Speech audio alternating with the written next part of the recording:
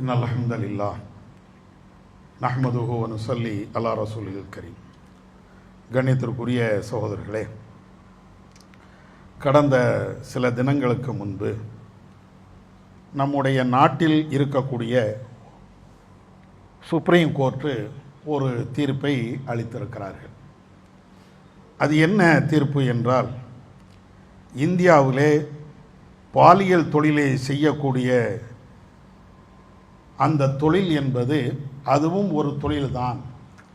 எனவே காவல்துறையை சார்ந்தவர்கள், ஆட்சியாளர்கள் பாலியல் தொழிலை செய்யக்கூடிய இவர்களுக்கு எந்த விதமான தொந்தரவையும் செய்யக்கூடாது, அவர்களை துன்புறுத்தக்கூடாது, அவர்கள் மீது வழக்கு பதிவு செய்யக்கூடாது என்றெல்லாம் ஒரு தீர்ப்பை அளித்திருக்கிறார்கள். இதை இன்னொரு வார்த்தையில் சொல்லப்போனால், ஒரு ஆணும் ஒரு பெண்ணும் விரும்பி அவர்கள் விபச்சாரமே செய்தாலும் சட்டத்தின் அடிப்படையில் தண்டிக்க கூடாது. அவர்கள் என்ன தவறு செய்திருந்தால், வேற தவறு செய்திருந்தால் அது வேற, இதை மாதிரி விபச்சாரம் செய்தால் சட்டத்தின் அடிப்படையில் அவங்கள தண்டிக்கவே கூடாது இப்படின்னு அந்த நீதிமன்றம் ஒரு வார்த்தையில் சொல்லி முடிக்குது. அதில் உச்சகட்டம் என்ன? அதுவும் ஒரு தொழில் தானே. போகிற போக்க பார்த்தீங்கன்னு வைங்களேன், திருட்டுக்கும் இப்படி ஒரு சட்டம் வந்தாலும் வரலாம், ஆச்சரியமாக இருக்குது. திருட்டு என்ன? அதுவும் ஒரு தொழில் தானே. விபச்சாரம் வந்து ஒரு தொழில் மாதிரி திருட்டு ஒரு தொழில், கொள்ளையடிக்கிறது அதுவும் ஒரு தொழில், லஞ்சம் வாங்கிறது அதுவும் ஒரு தொழில், அடுத்தவனை சவுட்டில் அடிக்கிறது அதுவும் ஒரு தொழில். எனக்கு தொழில் பாது அப்படின்ட்டு போயிடும். அப்போ இதையெல்லாம் என்ன அர்த்தத்தில் பேசுகிறார்கள் என்று நம்மளுக்கு தெரியவில்லை. ஆனாலும் நாட்டினுடைய நிலை இப்படி போய்கிட்டே இருக்கிறது. இன்னொரு பக்கம் நீங்க பாருங்க, 2 நாளா சமூக வலைதளங்களில் ஒரு வீடியோ பார்க்கக்கூடிய அனைவர்களையும் கண்ணீர் சிந்த வைக்கிறது. திருச்சி பக்கத்தில் இருக்கக்கூடிய ஒரு ஊரில் ஒரு தம்பதி சந்தோஷமாக வாழ்றாங்க.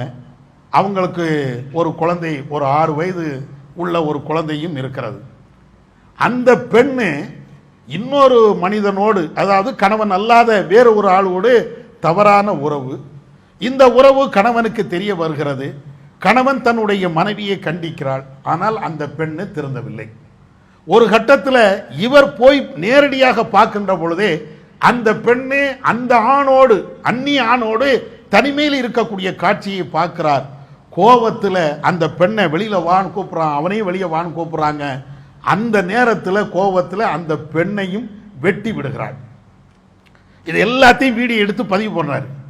கடைசியாக அவர் போட்ட வீடியோ என்னன்னா, என் குடும்பத்தை பார்த்தீங்களா, என்னுடைய குடும்பத்தினுடைய நிலையை பார்த்தீங்களா, என் மனைவி இப்படி போயிட்டா, நான் அவளை வெட்டிட்டேன். பிள்ளைகிட்ட சொல்றாரு, டே உன் அம்மா செய்த செயலை பார்த்தியா, நம்ம 2 பேரும் செத்து போயிடுவோண்டா அப்படின்னு சொல்லிட்டு தமிழக காவல்துறைக்கும் கோரிக்கை வைக்கிறார். என் குடும்பம் நாசமாக போய்விட்டது, என் பிள்ளையோடு நான் செத்து போயிடுவேன். கடைசியாக இன்னைக்கு வந்த தகவல், அவரை அரெஸ்ட் பண்ணி உள்ள வச்சிருக்கிறாங்களாம். அந்த பிள்ளை குழந்தையை எடுத்து சிறாருடைய இல்லத்தில் சேர்த்திருக்கிறாங்கன்னு தகவல் சொல்றாங்க. சுப்ரீம் கோர்ட்டினுடைய அந்த ஜட்ஜ்மெண்ட்டையும் பாருங்க, இந்த ஆளுடைய கதறலையும் பாருங்க. ஒரு ஆணும் ஒரு பெண்ணும் விருப்பப்பட்டு விபச்சாரம் செய்தால் அது குற்றம் அல்ல, சட்டத்தின் அடிப்படையில் தண்டிக்க முடியாது. இது சுப்ரீம் கோர்ட்டினுடைய நிலை.